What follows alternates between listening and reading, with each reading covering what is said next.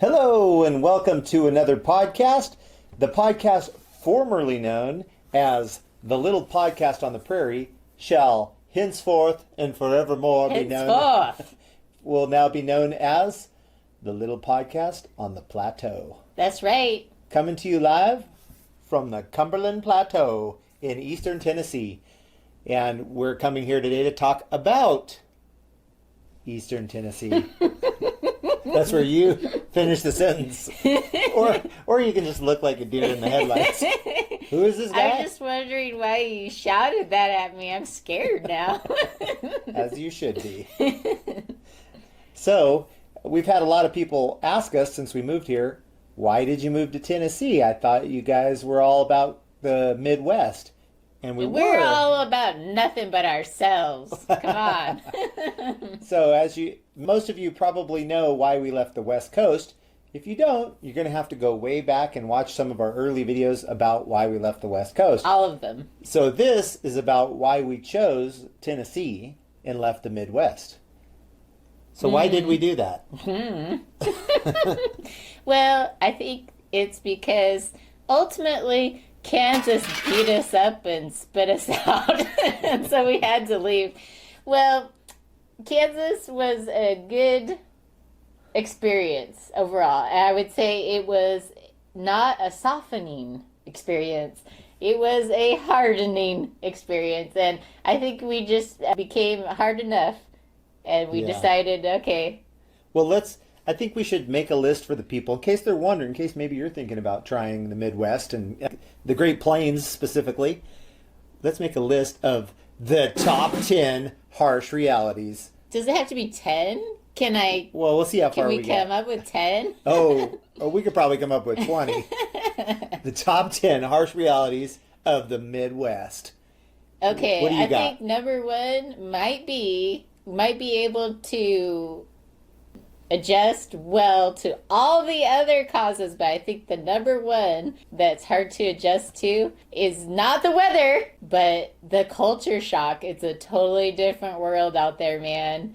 I think it's a lot like Europe. Yeah, in what way? Because they have their hierarchy of people, and you do everywhere based on money, really, in the United States, but it's different. You have a different stipulation for your hierarchy in the Midwest, and that is your family pioneers there? How many generations has your family lived there? So if it's less than one generation, if you're newcomers, then you will always, even after years, even after 50 years of living there, because we have talked to some people who have lived there for many decades and have still experienced the insider-outsider mentality. Yeah. We hadn't come across that before. Even when we lived in small towns in Oregon, we didn't come across that before. So it was a big culture shock. Yeah, in fact, I'll go one up on that and tell you a story that we heard from a lady who was telling us about her husband, who was born and raised in the same little tiny town, the town of Athol. And she was telling us that her husband was born and raised there, which usually if you're born and raised there, like, you're golden. But her husband made a fatal flaw. What did he do? Do you remember? He moved away for a little period of time. He went to the big city. He made like Don't go to the big city. He made like a Hallmark movie and went to the big city. And she said that because he was gone, and it was just, I don't think it was long, just a few years. Was it for college, or do you remember why he had gone? Or was it work? I think it was work related. But anyway, she said he was only gone for, it had to be less than 5 years. But I'm thinking maybe it was only like 2 or 3 years. And when he got back from that, he was out of the club, basically. She said people just treated him different. It was like he had just moved there, even though he was born and raised and all of that. It's not treating you different per se, but it's completely ostracizing you. He said that people wouldn't even look at him. Yeah, because he had made the cardinal sin of going away. So you're out. Briefly. You're out of this royalty. Yeah. If you don't live there your whole life, and your previous generations haven't lived there their whole lives, it's it's like royalty in the European sector. It's just like that. And it also reminds me of Europe in that, as an American, you walk up to people and you say, "Hey, how's it going?" And you smile at them first before they even say anything to you. That's how, like, some of the Europeans know that you're American, because you'll walk right up to them and start talking and smiling. Like, it's not a big thing in Europe. But in the Midwest, it's a different culture than the rest of the United States. And they will look at you funny, maybe just stare at you. If you walk up to them and say, "Hey, how's it going?" They'll be suspicious. What are these people up to? We don't know these people. And they will sometimes be impolite and stare at you, maybe because they're just in a state of shock, because a person that they do not know, that hasn't lived there their whole lives, is instantly being friendly to them. They're maybe thinking that we're up to something, but really not. Not to cut them too much slack, but now as I'm thinking about it, I'm thinking maybe they have reason to be suspicious, because after living there 3 years and realizing what a harsh place it was, maybe they're thinking, why are they here? They must have some ulterior motive, because nobody would just move here because they want to be here. So maybe there's a little of that. Maybe they're just suspicious of why somebody would come to the rural. We're talking about this is literally what the real estate agents call it, the very rural Midwest. Right. Yeah, that means no Walmart, no nothing, and not even one near. We're talking, you drive an hour to get to, chain stores and stuff. Mm-hmm. Yep, they have no idea. Like, the rest of the U.S. has no idea. I guess we should cut them a little slack. Maybe that's why they're suspicious. But yeah. Anyway, not to lump them all together, there are some fantastic people. We met some amazing people there, people that we will probably be friends with forever. So, not everybody has that mindset, but let's just say it's enough people to make it kind of uncomfortable living there. But yeah. Okay, on to the next. Wait. Oh. I haven't told you the good part of their cultural setup. Okay. So the good part about it is that if you're a famous person, you're an NFL player, you're a country music star, something like that, you'll get treated the same way if you're in the Midwest, and you will in turn treat everybody else the same way. You'll be really down to earth, because we had an NFL player help us move. We had all these concerts where you could just walk up and talk to these music stars. We had Christian music stars and country music stars that you could just walk up and talk to, and they're all after the concert. Yeah, they're all on the same level as you culturally, as long as they're not insiders. So it's a different way of looking at people. So you have access to famous people, because they will in turn treat you on their same level, because they are on your same level when you're there. Interesting point. Yeah. Okay, and number 2 thing, this is probably the biggest, and this is kind of a blessing and a curse. It's something that if you live in the Midwest, especially in the Great Plains, you will love and hate. And what is that? The weather. Specifically, though, because there's bad weather everywhere. There's a certain part of the weather that's just crazy. The lightning storms. Fantastic. Nope. Try again. The wind? The wind. So the wind is something you can't explain unless you've lived on the Great Plains, because the wind in the plains stays mainly on the plains. Just kidding. So the wind, the reason I say it's a blessing and a curse, it's a blessing because when the wind is blowing, and in Kansas specifically, when the wind blows, it blows. We're not talking a little light breeze. We're talking knock over all your lawn decor. Split your flagpole in half. Yeah, we quickly learned that you can't really have lawn decor where we lived. Anything even if it's staked in the ground, the wind will rip it out and it'll show you what for. Send it out into the farmer's field. I had one time I had a rain barrel that wasn't full yet. The wind tipped it over and blew it out into the neighbor's field. It's a farmer's field out there. So I walked about 50 yards out to get my barrel, and just lo and behold, I almost tripped over, what was that? A package. So, a UPS package had come, and the wind had carried it off our porch and 50 yards out into this field. And if my rain barrel hadn't gone, I wouldn't have found it. So the wind is no joke. It blows roofs off. It's like people that live there aren't even accustomed to it, because every once in a while it will like blow the roof off a business, and you think, oh, they know about the wind. They've got these things down, but it's still surprising to them. There's no fighting the weather there. Yeah, no fighting the weather or City Hall. I was just talking to my brother last night about our cold snap, and he was saying, oh, well, you just drip the sink to keep your lines from freezing. I said, no, it was that cold. Even if you run the sinks, it'll still freeze. And it's even harsher in the Midwest. It's like different type of cold, a whole new level of wind, whole new level of cold. Yeah, it's crazy. And then you don't realize how, so yeah, many people probably experience 10, 15 degrees below zero. But 10, 15 below zero with all day 40, 50 mile an hour wind that doesn't stop is a whole different experience. Yeah, different ballgame. Yeah, so that's what's crazy is the wind makes things miserable, but you also learn to love it, because what does it do? What's one of the huge benefits? No mosquitoes. No mosquito. When that wind is blowing, there are no bugs bothering you at all. And if pesticides were blowing in your direction, they'll soon be gone. Yeah, so that's one thing I love. And it's funny because I've never lived in a place that was particularly windy. And when the wind blows, it kind of catches your attention, like, oh, the wind's blowing, But in Kansas, it's the exact opposite. You notice when it stops blowing for a while.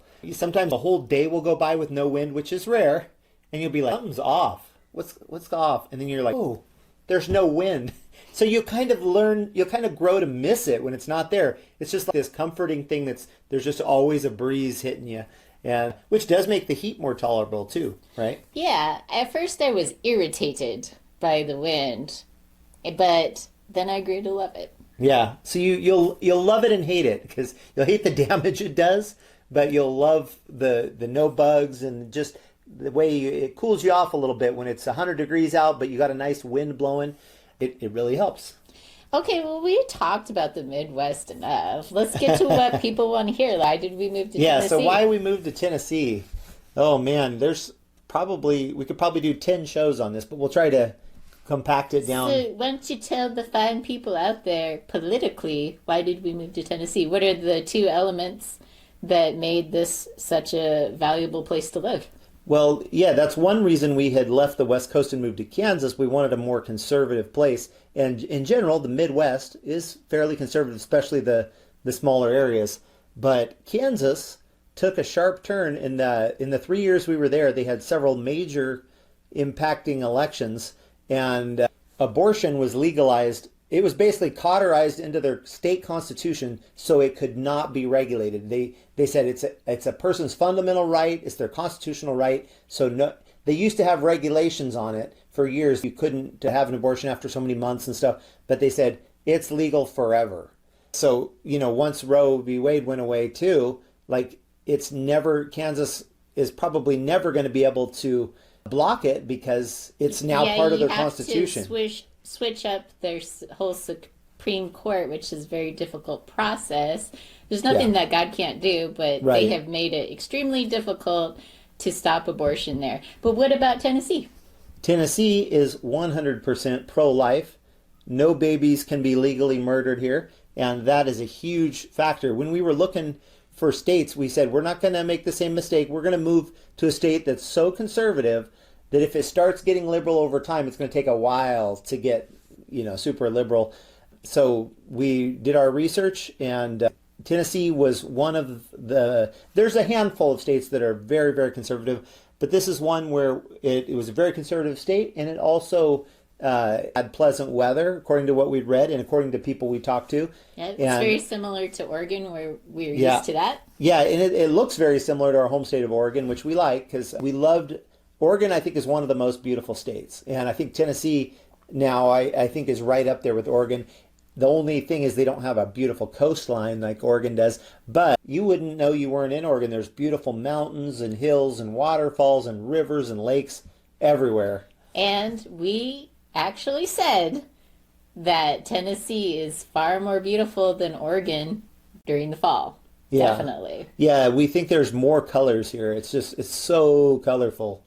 Yeah, very nice. So, what was the other stipulation that we judged where we're going to move? There was like five or three different states that we were going to do. We are either going to do Arkansas, South Dakota, or Tennessee.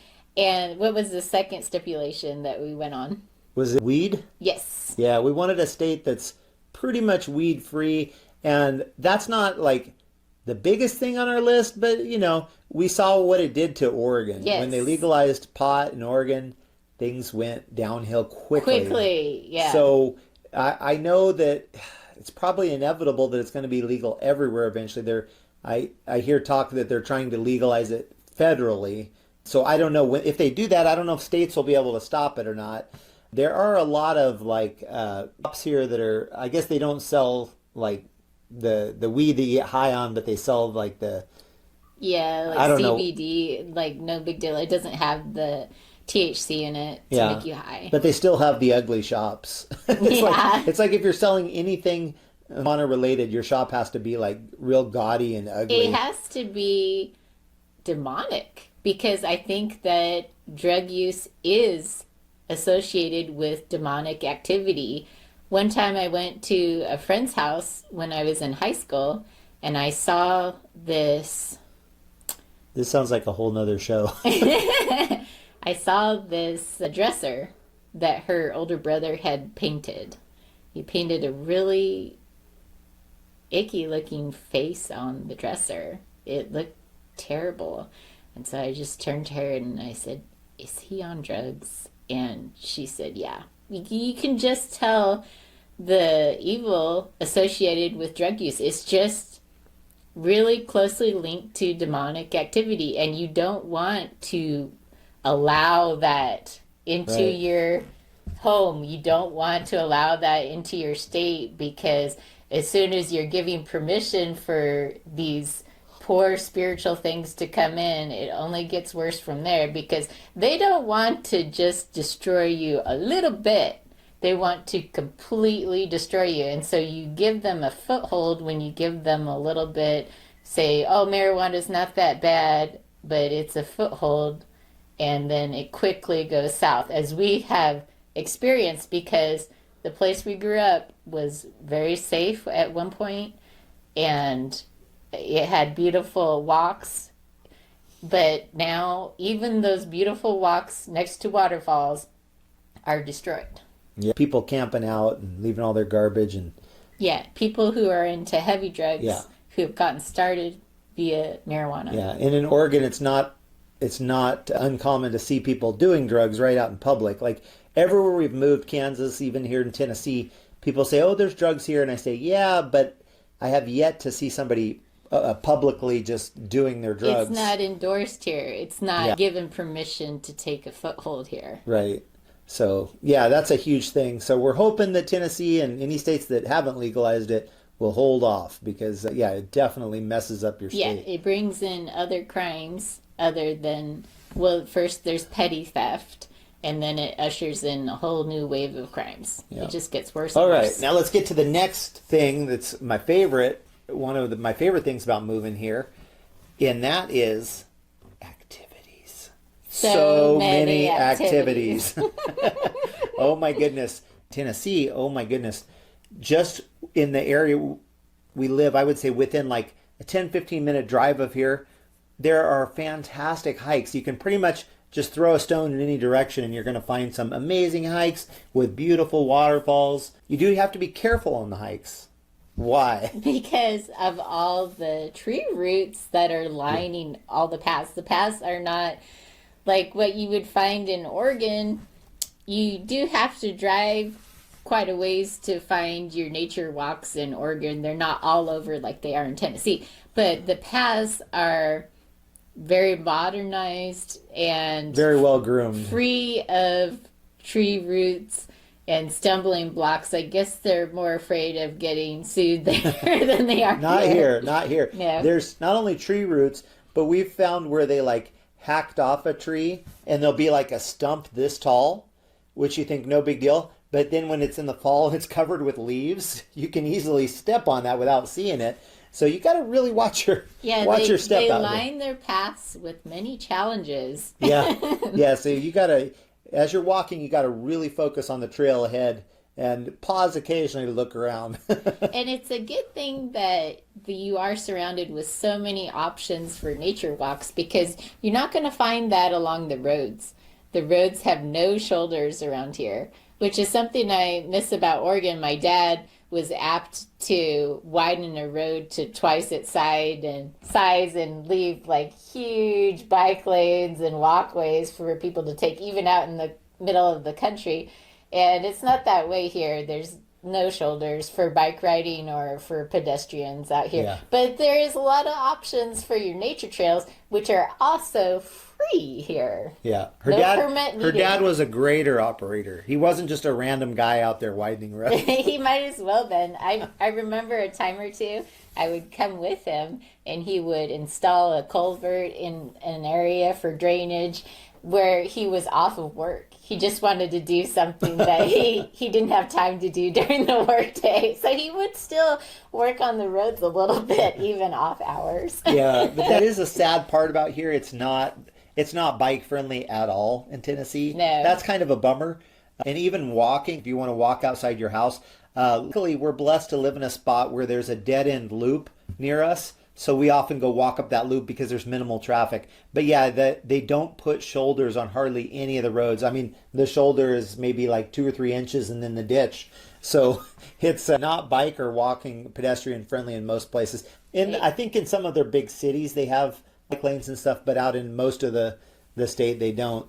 And speaking of things to do, so we mentioned there's a plethora of outdoor activity. You could probably be here for 10 years and not get to all the hikes and all the amazing outdoor stuff. But on top of the outdoor stuff, what else is here? There is tons of musical events, of citywide events.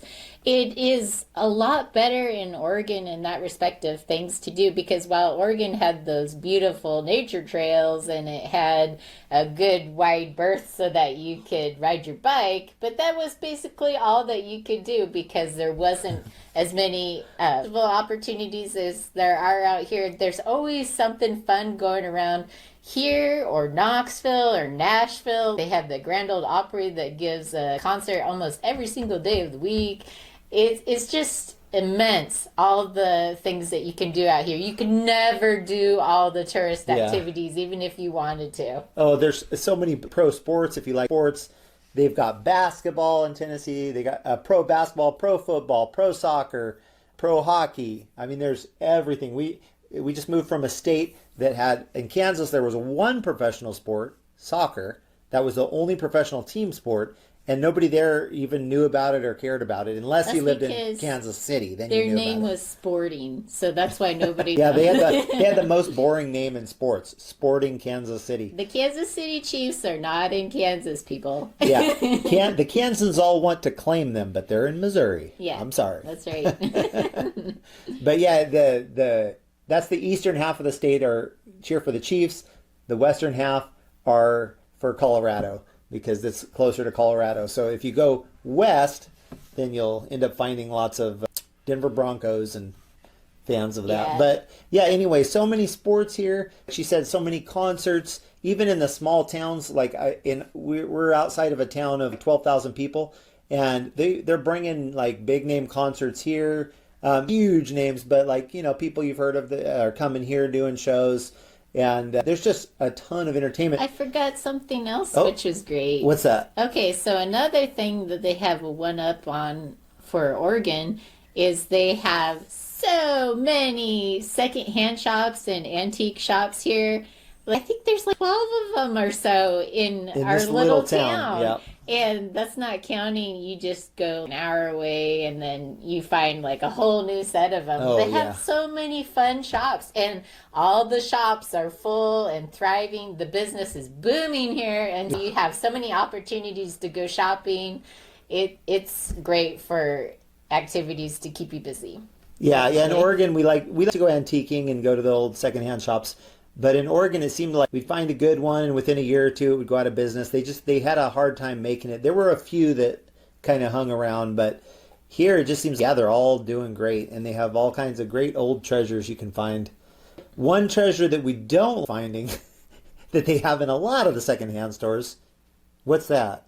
Good old boys Confederate flag. Yeah, so that's one thing to think of if you come to Tennessee. There are Confederate flags everywhere. So, Yeah, it's acceptable culturally to uphold this ideal, the old slavery South. yeah, and I've lived in 5 or 6 different states.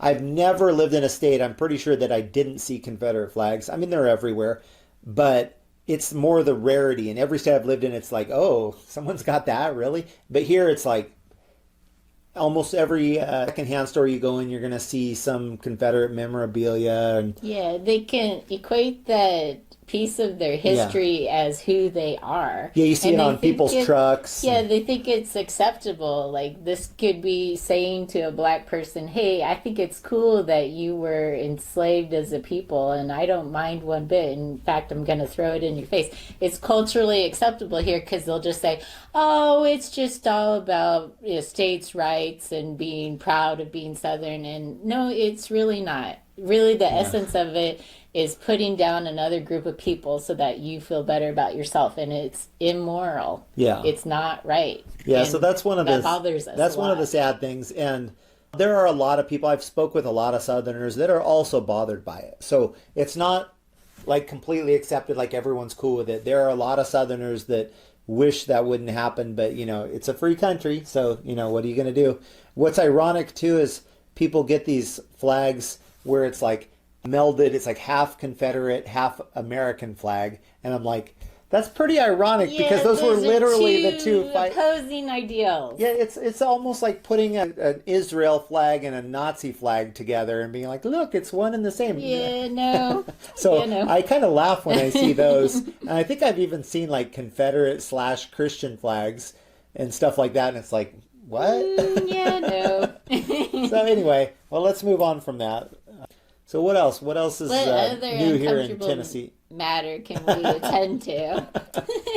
How's the food here? Oh, the food is fantastic. I love it. I love the Chinese food. We had a real hard time finding a good Chinese restaurant in the Midwest. For some reason, that just was not their thing. But they had great Mexican food there. But here, we found several really great Chinese food restaurants. We found restaurants that are totally different than anything we're really used to. A lot of restaurants, a great steakhouse, and the fun restaurants that we didn't have access to, like the Waffle House. There's so many options here. It's fantastic. Yeah, a lot of good food. And if you just drive down to Nashville, you can pretty much find anything you can imagine. So, yeah. Oh, definitely. but I do have to diss on them Oh, for one reason, and that's I love their Mayfield ice cream. Their ice cream is great, but all the frozen yogurt shops I've been to, I've been disappointed. I'm not keen on their frozen yogurt. I think it's too icy. It's not creamy enough. And also, I don't think that their baked goods are as good as the Midwest. The Midwest baked goods, the cakes, oh, they were so good. Yeah. So good. Every single grocery store sold the best cake you've ever tasted. and the beef was really good. Yeah, and the beef, too. Yeah, because it's a lot of cattle out in the Midwest, so you're always going to get fresh beef. Right. That was awesome. Yep. What But else? yeah, the variety here, outstanding. Yeah, Outstanding. even in our little town, 12,000 people here. And I mean, we have pretty much all the chain restaurants and then a lot of really good mom and pop places. So I'm surprised because in Oregon, if you get a town of 12,000, there isn't going to be anything there. You're going to get maybe a McDonald's and a Dairy Queen or something. But here, 12,000, and we have everything. There's Chick-fil-A, Bojangles, Zaxby's, of course, all the McDonald's, Taco Bell. We don't have Carl's Jr., we only have Hardee's, which Yes. is a bit different because they don't So- have the Western bacon Yes. cheeseburger. So I wanna They know don't Hardee's. have which one was it? The jalapeno burger. I loved that jalapeno burger. They don't have that. Yeah, so they don't have some of our favorite Carl. They have the famous star and a lot of those, but Yeah, no Western bacon cheeseburger. Oh, and they don't. Did they have curly fries? Well, they're not in curly, but Oregon? they did. Yeah. Well, they did the Crisp cuts here. They do the curly fries, but it's the same Oh, thing. But what they do have at Hardee's that you can't get at Carl's your Jr. throat just made like the most awesome sound. One thing you can get at Hardee's that you can't get at Carl's Jr.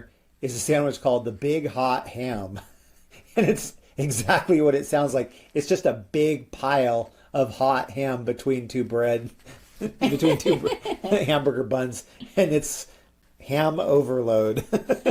If you love ham, I guess you'd probably like it. But I had one and I was just like, it's a lot of ham and it doesn't have a lot of flavor. It's just a big old stack of ham between two slices of bread.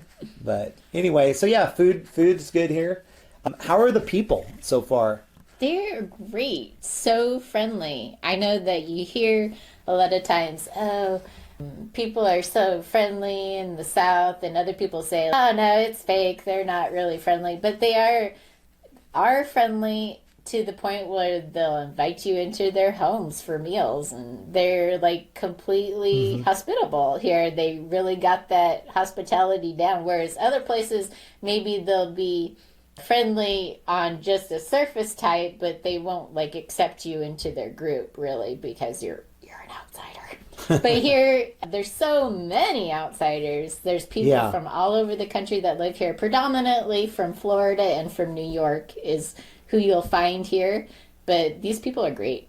Yeah. The day we moved in, so we arrived in our U-Haul and hadn't even unpacked or anything, and then the neighbors came walking up and they're like, hey, who are you guys? And we introduced ourselves and they're like, hey, we're going to do a little bonfire. You guys want to come over and chat? So we didn't even know them. Next thing you know, we're sitting around a bonfire just for hours. Yeah, just yakking like we're old friends and really got to know them. And it was a blast. And I was like, wow, I've never lived anywhere where somebody that didn't know me just immediately invited me over. And then what other invitations have we gotten? So we've gotten a lot of invitations to church because everybody wants you to go to their church, which is fine. Like there's tons of churches to choose from, and they're all really good churches that we've been to so far. We'll get to churches in a minute. Yeah. And then we've received invitations to parties. And who invited us to their Halloween party? The home inspector invited us to their Halloween party. We just met this home inspector out doing a home inspection, and he's like, hey, what are you guys doing for Halloween? I'm having a big party at my house.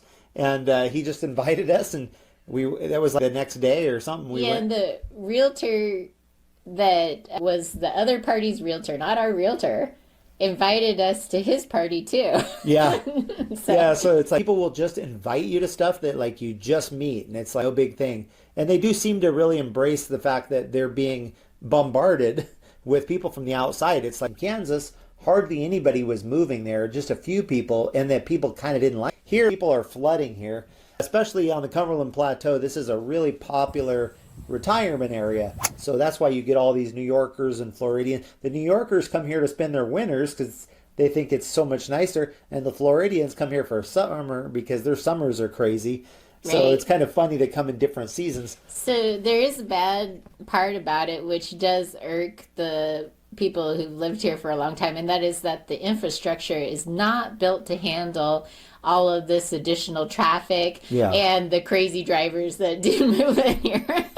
Yeah, I mean, it's not LA traffic or Atlanta traffic or anything like that, but in our small town, but there's more traffic than you would expect in a town of 12,000 in town. When it's just sometimes it's just bumper to bumper because obviously they've had people moving here so fast they haven't been able to keep up with the road construction. People here are the worst at driving. These are the worst drivers. We were driving through Missouri, and I dare say that is the state with the best drivers of all. I talked to my aunt about it, and she said, oh, yeah, they drive me crazy. They're so slow. But yeah, they are the most courteous and the most law-abiding, I would say, the people who live in Missouri by far. But yeah, here it's not good. It's scary. I'd like to say that part of the reason the drivers are probably crazy here is because they're coming from all over the country. And you have different styles of driving in different places. So I think when you take all these people and they converge on one spot, then like it's just kind of hectic. Nope. This guy's wrong. I was in New York City for about 12 hours. We got in a car wreck. I went down to Miami to visit my grandpa. Co- Completely scary as a young child. Even as a young child, which, kids usually don't care. Scary traffic. No, and these are the people that come here. They're both the worst drivers. Well, that's what I'm saying. That's why it's so bad here, because everybody comes here. Yeah, you were said the saying same that thing I said. they weren't used to it here.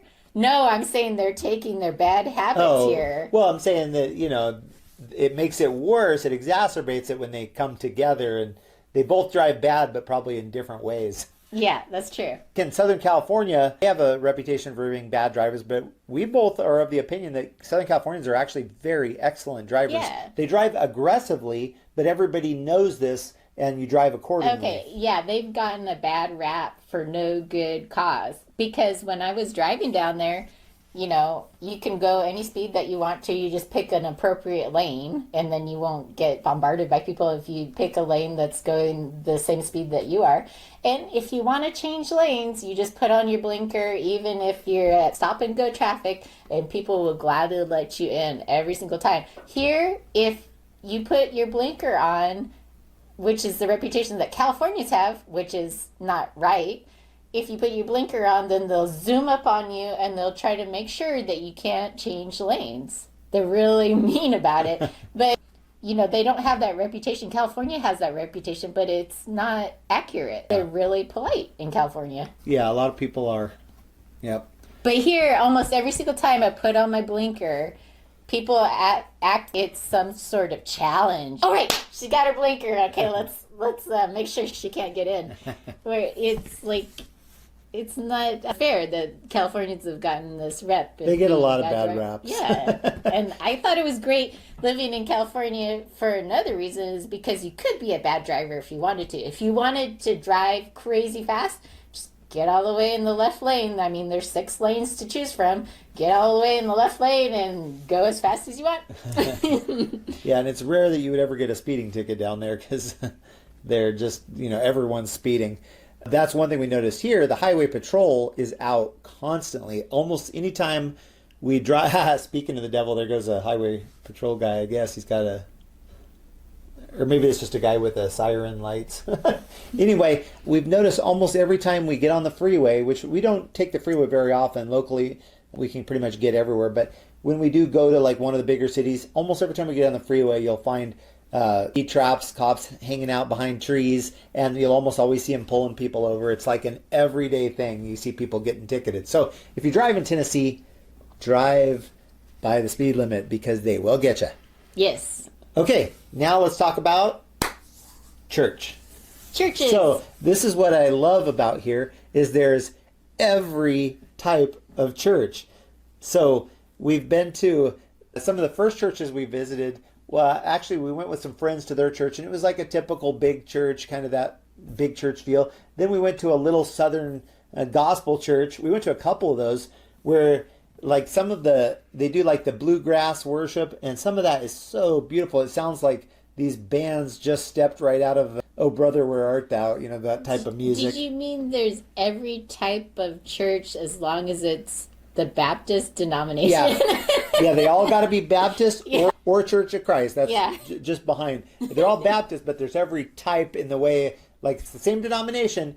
In fact, just different flavors, same ice cream company. In fact, what's funny is if you drive like 2-3 miles down the road, you'll probably pass 2 or 3 different Baptist churches. And it's kind of ironic, because it's like you're all Baptist churches. You're all like right next to each other. Like, what is so different that you have to have your own? They just like things done differently. Like, they like a big congregation, a little congregation. They like coffee being served. They like, no, we don't do that here. They like different styles, but they have like the same type of core beliefs. But yeah, so what I mean too is, so you can go from like a really old time gospel church to all the way modern, to like an ultra modern with like the, like steel beams and like a real industrial look and like really cool, and the pastor's got like a super styled hair with the jeans, with the skinny jeans, yeah, not just in jeans. So you can get like a big city type church with like where everything's like super modern, and they got the big band, and like I said, from there to the old time gospel church, and there's everything in between. So you can find whatever is your style of church, you can find it here in Tennessee. Not whatever denomination, though. Yeah, like I said, you can find it any type you want as long as it's Baptist or Church of Christ. Right.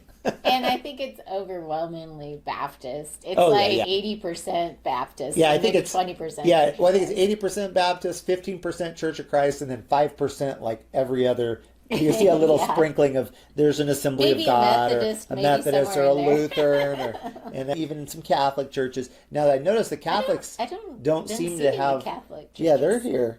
They don't have as big a presence as in the Midwest. In the Midwest, like some of those towns are run by the Catholic Church. It's like they have a lot of power and kind of prestige, and it's like the big church in town, and half the people you meet are Catholic. So it's not like that, but there are. I've seen some Catholic churches. But anyway, so you can find whatever you like. Did the Baptist church start in the South or something? Like, why are there all Baptist churches? I don't know. Here? Well, they say the Southern Baptists, so. Yeah. I don't know. I don't know. Maybe that denomination started here. Maybe it started in Tennessee. Who knows? Dew started in Tennessee. Davy Crockett started in Tennessee. That's right. King of the Wild Frontier, y'all. Yeah. Hey, and another reason that we're happy to be here is because in the Midwest, we love the ocean. And you might say, wait, there's no ocean in Tennessee. No, there is not, but it's an easy 1 day's drive. 6 or 7 hours, we can be at the Gulf, or we can head east and be on the East Coast. So it's just a half day drive, and you're at the ocean. Whereas in the Midwest, it's a bit longer. It's You're like exactly the farthest away from either coast. Yeah, in the Midwest, it's like probably a 40 hour drive. So it's like a multi-day drive, whereas here we can be there in half a day and enjoy the beautiful ocean. So we haven't gone yet. We've only been here 3 months. So that's our dog's fault. Our dog won't let us travel. Yeah, we have a sick dog, so he's kind of got us homebound lately. But that's a whole nother show. Right. So yeah, the proximity to the ocean is nice. The proximity just to the East Coast is really cool. I mean, in an easy day's drive, we can be in Washington D.C. and go check out some of the old battlefields of the Revolutionary War, and so many cool things within a day's drive. Yeah, I didn't know that until recently. 80% of the U.S.'s population lies within east of Kansas. Yeah, it's basically east. It includes Kansas City, so it's like a little sliver on the east of Kansas and over. There's a diagonal line. You can find this online. I love being part of the world. I thought I was part of the world in the West Coast, but it's really not. Like, they're really their own thing. You're not supposed to be part of the world. You're supposed to be separate from the world, a Christian. They really think that, like, they have a lot to do over there, but they really are kind of isolated from the rest of the world. Where here, like, everything is happening around you. You have access to the world superpower city, New York City. Like, it's not a long drive.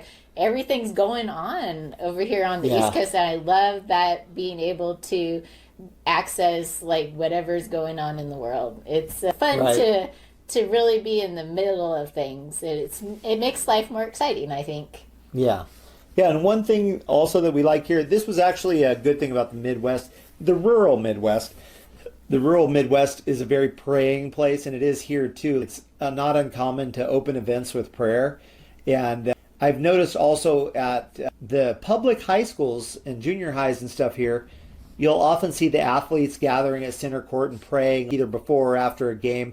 Also, I've noticed that some of the public schools have huge banners on the side, on the wall of their gym. You must take off. Yeah, almost. When I've been to basketball games, they'll have these huge banners with Bible verses about, we can overcome, and, verses from Joshua and stuff. They'll have big, giant banners in a public school. In Oregon, that wouldn't last 5 minutes before the banner was torn down and the school was sued. But here, it's a very Christian culture. Not that everybody's a Christian, but it's just a very accepted thing. You don't have, like, people screaming if they see some religious thing. It's just like, yep, that's normal, that's okay. And I really like that. So you don't feel as a Christian that you're kind of on the defensive all the time. You feel like most people here, and I've heard from a pastor, he said, the hard thing about reaching the South is that everybody's already saved. And he was saying it facetiously, but his point is everyone's either like connected to a church, they either go to a church, or, they did go to a church, or, their mom goes to church. Everyone's kind of connected to some church. So you don't have a lot of atheists in the South. So they're not pushing their weight around. It's like it's normal for Christians to be able to kind of do what they want, and nobody's getting upset about it. And I love that. I do think that there is a certain problem with that, because it's hard for them to separate what being a Christian means versus culturally what Christians do. So if you see a Christian being specifically racist, then you think, oh, that's part of being a Christian, because it's so involved in their culture, the Christianity part. So that does create a problem when you have to separate actions from what it truly means to be a Christian. It doesn't mean to be a Christian to say that you're Christian to be part of the culture. It means to be a Christian to be a true follower of Christ and to obey what he commanded us to do. Right. Yeah, and one thing they also share in common in the South and the Midwest is the acceptability of profanity.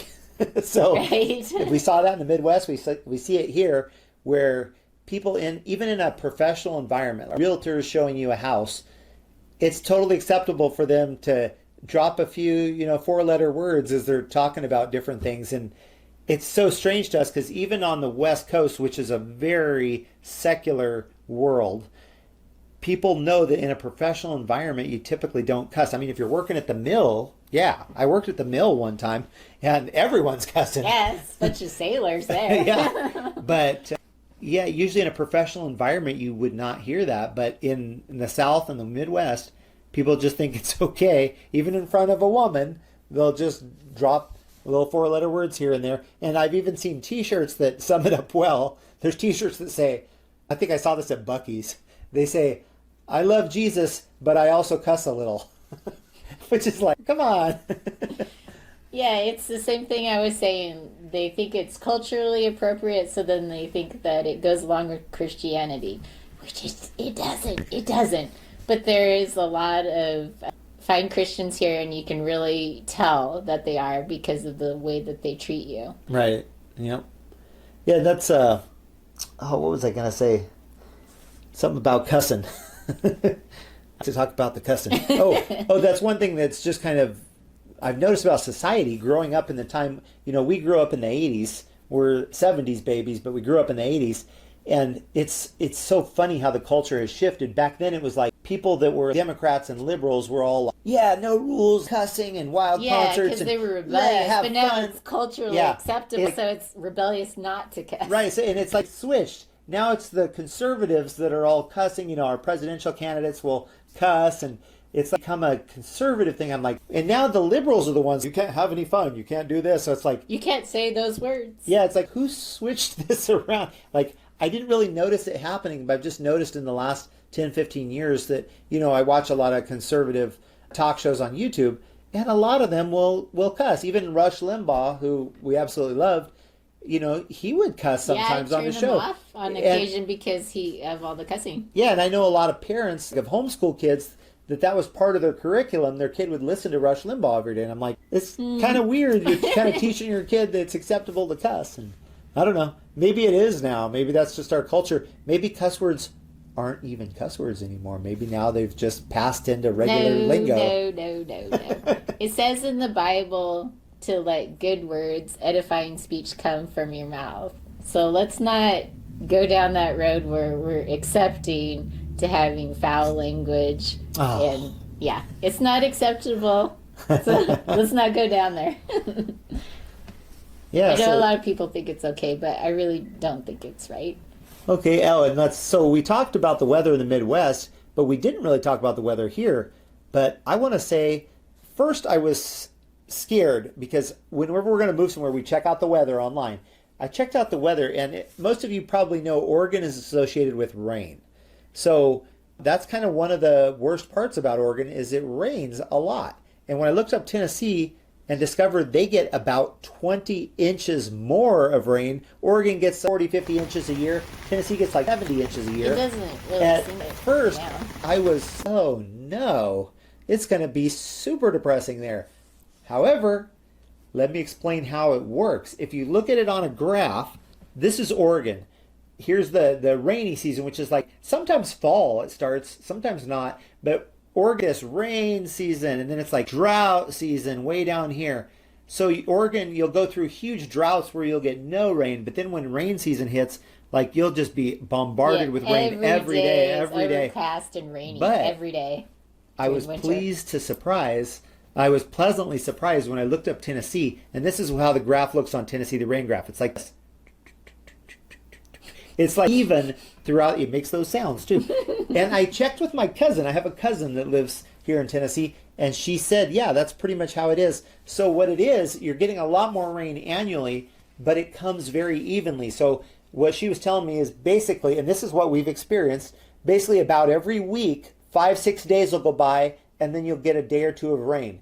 And it's not usually heavy rain. We've only had, in our 3 months here, we've only had maybe a couple days where it like downpoured. Usually it's like just a sprinkle. So you go for 5-6 days, you get a day or two of sprinkling rain, no big deal. Then another 5-6 days without, and then some spring. So it's like, it's really nice because it's better for your plants and stuff because you're getting rain all year, but it's just a more even amount. So you're not bombarded with it, and then you don't go through these massive droughts where everything, in Oregon, everything dries out and everything catches on fire and the woods burn up every year and like it's horrible. So yeah. We haven't talked about financially what are the benefits of living in Tennessee. Oh, wait, but before we get there, I want to point out with weather, if you look behind us, that's not just the picture blown out, that's snow. So they do get snow here. They don't get a lot, but this year we actually got, just in one period of a couple days, we got a good snowstorm, and about, I think it was, what do you think? It's probably 6 or 7 inches, I think they said we got. So yeah, pretty respectable amount of snow. Well, that's because of La Nina. And I guess, according to locals, you only get like a week to a week and a half of like super cold temps every year where it gets down near zero. So you do get the freezing cold temps, but it's just for a small period, whereas in the Midwest, it was months. It was months, yeah. Months of freezing cold temperatures. You didn't get reprieve until March. Yeah. Yeah, and then the wind, not that wind. I was telling somebody, they were asking me what I like about Tennessee, and I said, well, I like that if you have stuff next to your house under an awning and it rains, your stuff doesn't get wet. Yeah. Which sounds logical, right? It's under an awning. It shouldn't get wet. But in Kansas, it doesn't matter if you have a horizontal rain. Yeah, the rain rains horizontally. So if you have a 20-foot awning and it's all the way to the back of the awning, it's going to get soaked. And dusty. Even if you have something completely enclosed, like completely in a garage enclosed, it's going to get covered with dust. So we love that. Yeah, it's. I mean, the wind blows here, but it's not the Midwest. No. All right. So yeah, tell us about finances. Okay, so it's dirt cheap. Your car registration fees, dirt cheap. Probably $40 for a couple of years. Or yeah, it was very cheap. It's dirt cheap. Taxes might as well not even exist. The property taxes. Property taxes are ridiculously low. We're talking like $100, $100 or $2 for a normal place. I mean, if you get a mansion, you're probably going to pay a little more. But oh my goodness, in Kansas, house prices were a little cheaper than they are here, but we were paying like $2,000 a year for insurance. No, like $3,000. $3,000. So we go from $3,000 to now $100. Yeah. So it doesn't matter to me that you're getting a house so cheap because for the rest of your life you're paying an insane amount of taxes on it. Whereas here, yeah, your house is going to cost you $20,000-$30,000 more, but you're going to make that back in the long term because you're not. You do have the sales tax, but it's. That doesn't really make that much a difference when it compares to you're not paying any property taxes, right? You're not paying any income taxes to the state. Zero state income tax here. Yeah. They don't touch anything you make. So that's super awesome. Yeah. So the overall cost of living, is by far cheap. Yeah, sales tax is one of the highest. They have one of the highest state sales taxes. But, I mean, it's not that much higher. Most states have like somewhere in the 7 to 9%, and I think here we're just below 10. But I mean, there were places in California where I was paying like around 9%. And also the utilities. Like a lady was complaining to me the other day, oh, my electricity bill the other month was $110. It must have been because I was running that heater like every single day, all day long. And I was thinking, that's super cheap. Yeah, That's yeah, it's nothing. very affordable. Yeah, so yeah, utilities are cheap. Most of your expenses are going to be lower, and what I understand is your retirement, like the taxes and stuff for retirement, are supposed to be really low, which is why a lot of people retire here as well. Yeah, so economically, we love that. Was another factor when we were looking at Tennessee. We liked all the economic benefits of not having like crazy high taxes, and then even the sales tax. They have like a couple different periods throughout the year where they'll have like a tax-free week, and it's kind of designed to help like people buy school supplies for kids and stuff. But you can capitalize on that too. So yeah, if you just save your big purchases for those times when they do the tax-free week, I think it's a week or something like that. But anyway, So, what is it? what is your verdict on Tennessee? Well, Good move or bad move? so far, 3 months in, very happy that we moved here. Good Very move. happy. We've been having a lot of fun, eating a lot of good food, meeting a lot of fantastic people, and I just seems like and like I said, the godly environment, the fact that we know that just down the street from us, no babies are being murdered. That's huge. We love that. Sometimes I feel like these places, we were just reading in Genesis about Sodom and Gomorrah, and how Lot, he loved living in Sodom and Gomorrah. When the angels had to take him out, they had to drag him out kicking and screaming. Did he live in Sodom or Gomorrah? That's a good question. I think he lived in Sodom. I Probably. think Gomorrah was a different one that got Yeah. pulverized. Do you call somebody from Sodom a sodomite? Yes. Weird. But anyway, yeah, so that story just struck me because we hear so many people saying like, oh, I know this state is so bad or this place is so bad, but oh, it's so beautiful here, or my family is here. And it's like, well, look at Lot. His family was there. His businesses were there. Everything he had was there, and he loved it. But look what happened to it.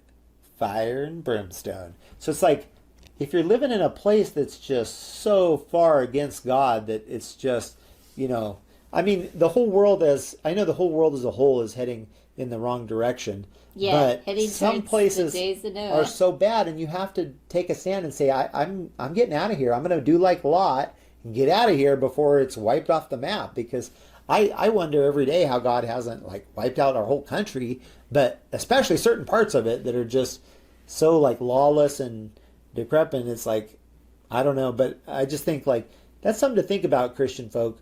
Like sometimes it's time to pull up stakes and leave town because you're living in Sodom and Gomorrah, or as I used to call it, Sodom and Gomorrah again.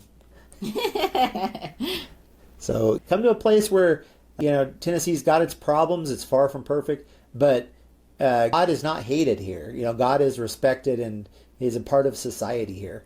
And why would you not want to live in a place like that? I don't care if this was the ugliest place in the country. If it's a place that respects and honors God and doesn't persecute those that do, then I think that should be a huge plus. And especially those that are raising children. Do you want to raise your children in a place that's just so anti-God, where God is hated and abhorred? Right. That's a big good point, is the place to raise your children.